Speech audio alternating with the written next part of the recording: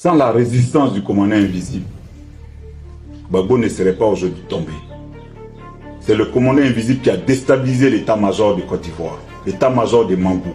C'est le commandant invisible qui a semé le doute dans l'esprit de toute l'armée de Gbagbo.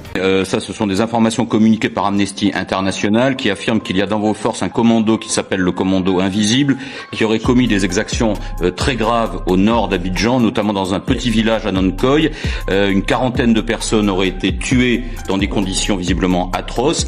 Est-ce que vous reconnaissez, vous affirmez? Non, le commando invisible ne fait pas partie des forces républicaines. Et donc Amnesty International prend le risque de faire des affirmations farfelues. Ici, le bureau du commando invisible. C'est ici, au fait, tout s'est réglé. Donc c'est à partir d'ici que nous étions en contact avec le Golfe, avec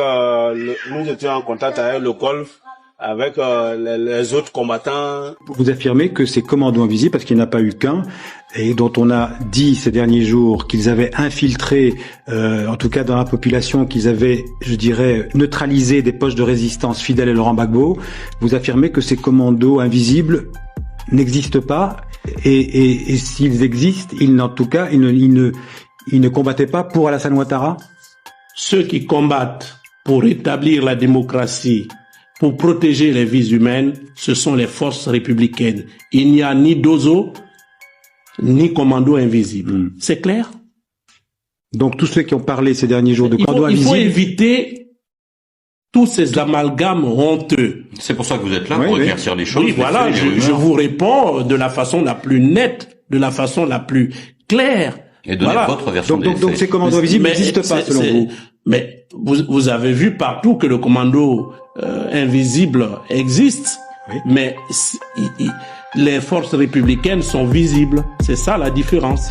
Pour qu'il y ait assaut final, il faut qu'il y ait un début. C'est le commandant invisible qui a déstabilisé le commandement de Laurent Gbagbo et de son général Mangou. Pendant 3 mois de combat, nous avons combattu toute l'armée ivoirienne ici, toutes les troupes, des milliers de chars. Écarté puis forcé à l'exil suite à des luttes de pouvoir au sein même de la rébellion, IB, cette fois, ne partira pas. J'ai lutté pendant 10 ans pour revenir dans mon pays où je suis, mais c'est fini, je bouge pas. Chers frères, mes 5000 soldats et moi seront comptés dans le développement, dans la construction de la Côte d'Ivoire. Je ne doute même pas. En ce qui concerne les communes de Yopougon et d'Abobo, il y a urgence à reprendre les choses en main impérativement. Monsieur le Président, ordonnez ce qu'il y a à faire. Je vous instruis.